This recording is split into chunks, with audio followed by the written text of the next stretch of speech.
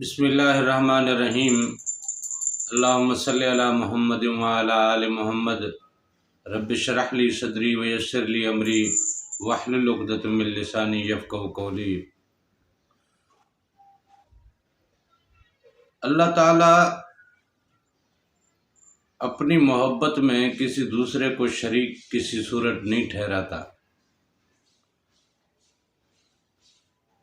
یہی وجہ ہے کہ ہم لوگ اللہ تعالیٰ کی عبادتیں کرتے ہوئے، اللہ تعالیٰ کو پکارتے ہوئے، اللہ تعالیٰ سے دعائیں مانگتے ہوئے، اللہ تعالیٰ کے حضور سجدہ ریز ہوتے ہوئے، اللہ تعالیٰ کے لیے بظاہر اپنے آپ کو وقف کیے ہوئے تو ہیں، لیکن حقیقتاً ہم نے اپنے آپ کو خالصتاً اللہ کے لیے مخصوص نہیں کیا۔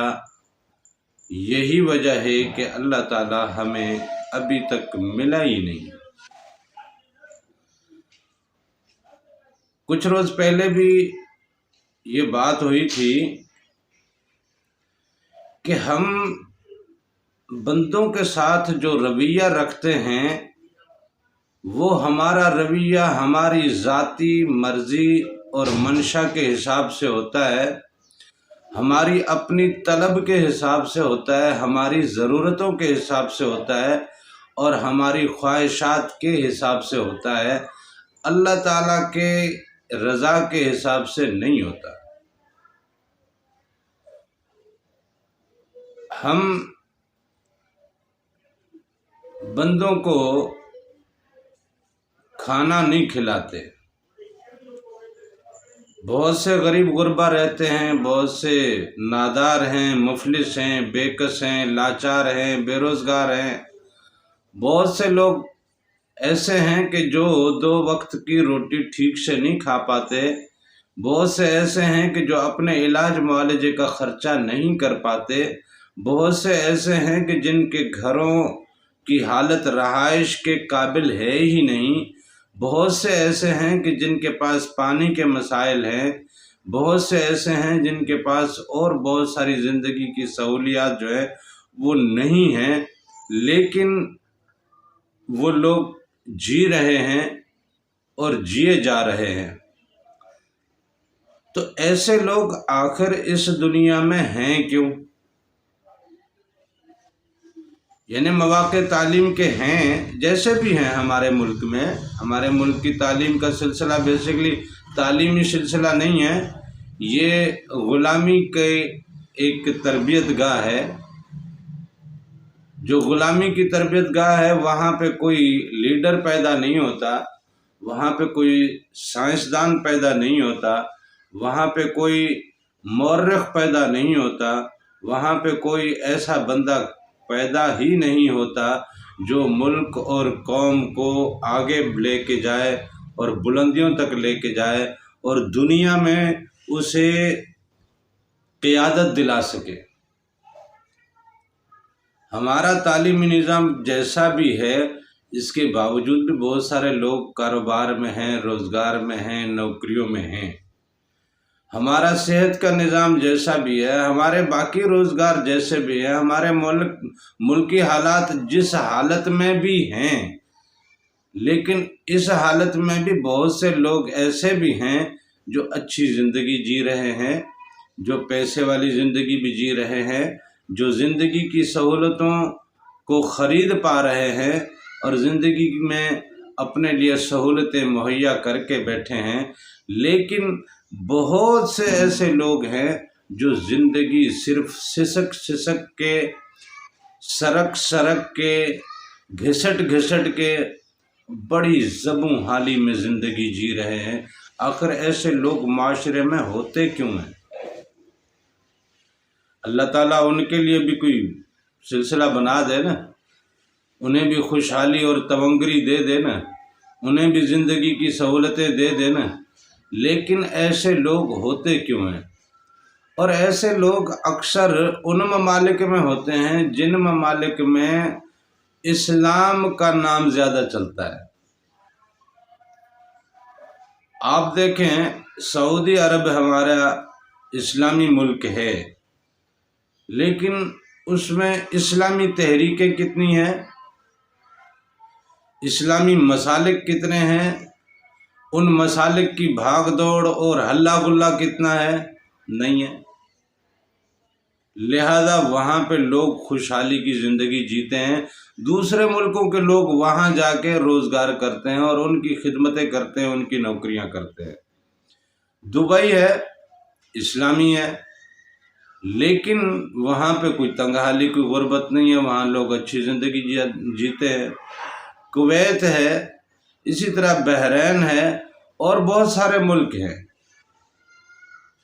جہاں زندگی بڑی ہی ڈیولپ اور بڑی آسانیوں اور تونگریوں میں گزر رہی ہے، وہاں غربت کا ریشو نہ ہونے کے برابر ہے۔ لیکن غربت کا ریشو صرف آپ کو ان ممالک میں ملے گا جن ممالک میں مذہب کو زیادہ استعمال کیا جاتا ہے اور مذہب کا بڑا واویلا پیٹا جاتا ہے، وہ چاہے اسلامی مذہب کے واویلا پیٹنے والے ہوں یا کسی دوسرے مذہب کے۔ ہندوستان میں دیکھو، سکھزم کا واویلا کتنا پیٹا جاتا ہے، ہندوازم کا واویلا کتنا پیٹا جاتا ہے، اور مسلم کا بھی اپنی جگہ پہ ہے۔ اس طرح اور بھی بہت سارے ملک ہیں جہاں مذہب کا بڑا استعمال ہوتا ہے اور مذہبی جماعتیں ملک میں اپنے اپنے انداز سے کام کرنے کے لیے بڑے ہی شور شرابے کے ساتھ مگن اور مست ہوتی ہیں۔ انہی ملکوں کے لوگ غربت کی لکیر میں سب سے نیچے اور بدتر زندگی جی رہے ہوتے ہیں۔ اب سوال یہ پیدا ہوتا ہے کہ یہ کیوں ہوتا ہے؟ دراصل یہ ہوتا اس لیے ہے کہ ان ممالک میں جو اسلام کو اپنانے یا مذہب کو، کسی بھی مذہب کو اپنانے کے حوالے سے اپنے آپ کو باقیوں سے بہتر اور معتبر بتلاتے ہیں، ان کے لیے اللہ تعالیٰ نے امتحان رکھا ہے اس بات کا کہ چلو تم اپنے آپ کو اللہ والا بتاتے ہو نا، بہت بڑا اپنے آپ کو دھرمی بتلاتے ہو نا، تو دنیا کے تمام مذاہب تو انسانیت کے اوپر قائم ہیں اور انسانیت سسک رہی ہے، تمہارا مذہب کدھر ہے؟ انسانیت سسک رہی ہے اور تم مذہب کے حوالے سے اپنے آپ کو باقیوں سے محترم اور معتبر اور متحرک اور مخلص بتلاتے ہو۔ یہ اسی لیے تمہارے لیے خاص الخاص امتحان ہے کہ تم اللہ کے بندوں کے ساتھ کتنے جڑے ہوئے ہو۔ جڑ کے دکھاؤ، جب جڑ کے دکھاؤ نا، اتنا مذہب کا نام لیتے ہو، اتنا مذہب کی بات کرتے ہو، تو مذہب تو انسانوں کی زندگیوں کو بہتری کی طرف لے کے جاتا ہے۔ یہاں تو انسانی زندگی زب و حالی میں خاکستر ہو کے رہ گئی ہیں، لہٰذا یہ بڑا امتحان ہے۔ لوگوں کو کھانا کھلانا ویسے کس کی؟ رزاق، رازق، یہ وصف ہے نا اللہ تعالیٰ کی، یہ صفت ہے اللہ تعالیٰ کی۔ جب بندہ کسی کو کھانا کھلانے لگتا ہے تو اللہ کی صفت اپنانے لگتا ہے۔ جب بندہ کسی بڑی ہی مشکل اور کٹھن حالت میں اور تکلیف کی حالت میں اور زیادتی کی حالت میں کسی کو بخش دیتا ہے، معاف کر دیتا ہے، تو یہ بخشنا اور معاف کرنا اور درگزر کرنا کس کی وصف ہے؟ یہ اللہ کی وصف ہے۔ تو اس طرح اور بہت ساری اوصاف ہیں اللہ تعالیٰ کی۔ انسانوں سے محبت کرنا، اللہ تعالیٰ نے تمام انسانوں سے محبت رکھی ہوئی ہے، اور 70 ماہوں سے زیادہ۔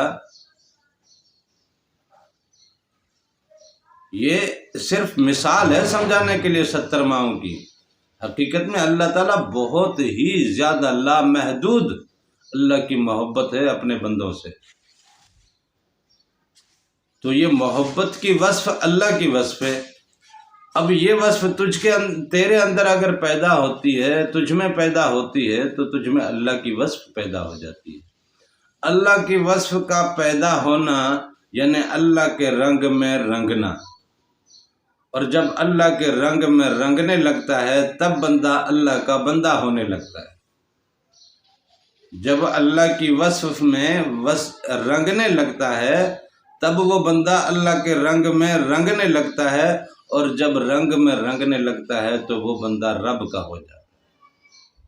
اس پہ رب کا رنگ چڑھ گیا، وہ رب کا ہی ہے، وہ پھر رب کا بندہ ہے۔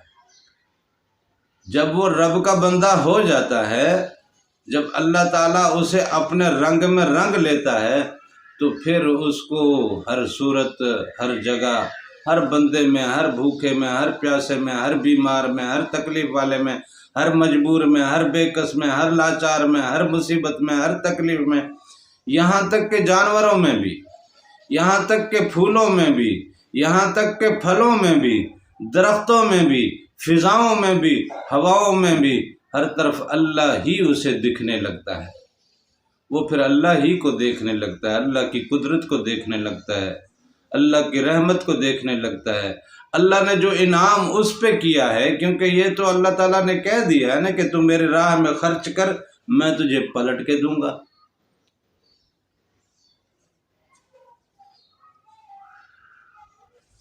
ایک دانے سے 7 خوشے نکلتے ہیں، فی کل سنبلۃ مئۃ حبہ، اور ہر خوشے میں اللہ تعالیٰ چاہے تو 100 دانے ڈال دیتا ہے۔ یوں سمجھو کہ ایک کے بدلے میں 700 گنا۔ رب تو پلٹ، وَمَن یقرض اللہ قرضا حسنا، جو اللہ کو قرض دیتا ہے، اور اللہ تعالیٰ نے کہا بھی ہے کہ کون ہے جو مجھے قرض دے۔ یہ اللہ کے بندوں کے ساتھ جو تمہارا خوش اخلاقی تعلق ہے، یہ تمہاری خوش اخلاقی ایک قرض ہے، اللہ کی خوش اخلاقی پلٹ کے ملے گی۔ تمہارا رحم کرنا جو بندوں کے ساتھ ہے، یہ اللہ کے اوپر قرض ہے، اس کے بندے پہ تو نے مہربانی کی، اللہ پلٹ کے تیرے ساتھ مہربانی کرے گا۔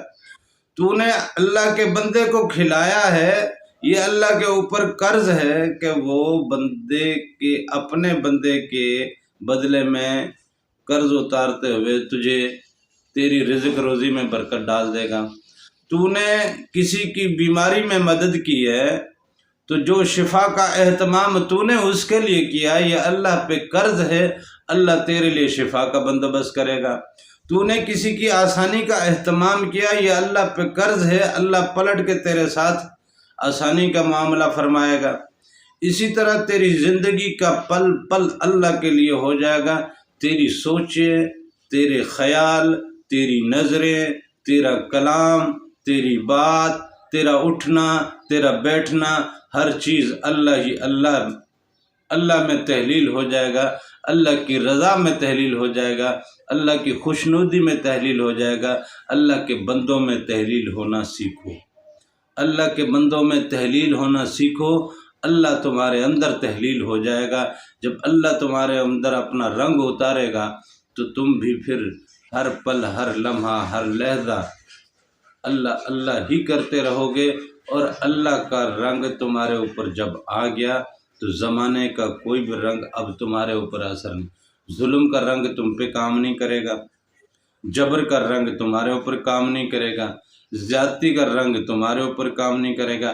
اللہ علم کے دروازے کھول سکتا ہے، اللہ فضل کے دروازے کھول سکتا ہے، اللہ کرم کے دروازے کھول سکتا ہے، اللہ رحمتوں کے دروازے کھول سکتا ہے، اللہ حکومت کے دروازے کھول سکتا ہے، اللہ حاکمیت کے دروازے کھول سکتا ہے، اللہ بلندیوں کے دروازے، دنیا کی بلندیاں بھی تمہیں عطا کر سکتا ہے، اور آخرت کی بلندیاں بھی تمہارا نصیب رہ جاتی ہیں۔ بس تمہیں پل پل اپنے رب میں ہی رہنا ہے، اور ہر چیز میں اپنے رب کو دیکھنا ہے۔ اللہ ہی کو ہر چیز میں دیکھتے رہو، کیونکہ اس کے بغیر کوئی چیز دنیا میں ہے ہی نہیں۔ اللہ کے بغیر تو دنیا میں کوئی چیز، جو کچھ بھی ہے سب اللہ ہی ہے۔ یہ رنگ اللہ کے، یہ سورج اللہ کا، یہ دھوپ اللہ کی، یہ چھاؤں اللہ کا، یہ دن اللہ کے، یہ راتیں اللہ کی، یہ مہینے اللہ کے، یہ سال اللہ کے، یہ عمریں دی ہوئی اللہ کی، یہ سانسیں دی ہوئی اللہ کی، یہ صحت دی ہوئی اللہ کی، یہ علم دیا ہوا اللہ کا، یہ عقل دیا ہوا اللہ کا، یہ نظریں دی ہوئی اللہ کی، سب کچھ تو اللہ نے ہی دیا ہے۔ اور وہی اپنی دی ہوئی چیز کی حفاظت کرنا بھی جانتا ہے۔ اِنَّا نَحْنُ نَزَّلْنَا الْقُرْآنَ وَإِنَّا لَهُ لَحَافِظُونَ، یہ بات صرف قرآن کی حد تک محدود نہیں ہے، بلکہ یہ تو اللہ تعالیٰ نے کہہ دیا کہ جو چیز میں نے نازل کی ہے میں اس کی حفاظت کر سکتا ہوں۔ تو دنیا سے بھی تمہاری حفاظت ہوگی، دنیا کی بلاؤں سے بھی تمہاری حفاظت ہوگی، دنیاوی آفات سے بھی تمہاری حفاظت ہوگی، صہیونیت سے بھی تمہاری حفاظت ہوگی، شیطان سے بھی تمہاری حفاظت ہوگی، نفس سے بھی تمہاری حفاظت ہوگی۔ بس تم اپنے آپ کو اللہ کے سپرد تو کرو۔ تم اللہ کے سپرد کرو گے تو اللہ تعالیٰ تمہاری پروٹیکشن اور تمہارے پروٹوکول میں اپنی غیبی مخلوق لگا دے گا، اپنی رحمتیں اور اپنے کرم لگا دے گا۔ اللہ تعالیٰ سے دعا ہے کہ وہ مجھے اور آپ کو اللہ تعالیٰ کے حضور حاضر رہنے کی اور اللہ اور اس کے رسول کے عشق میں غرق ہونے کی توفیق عطا فرمائے۔ آمین۔ جزاک اللہ۔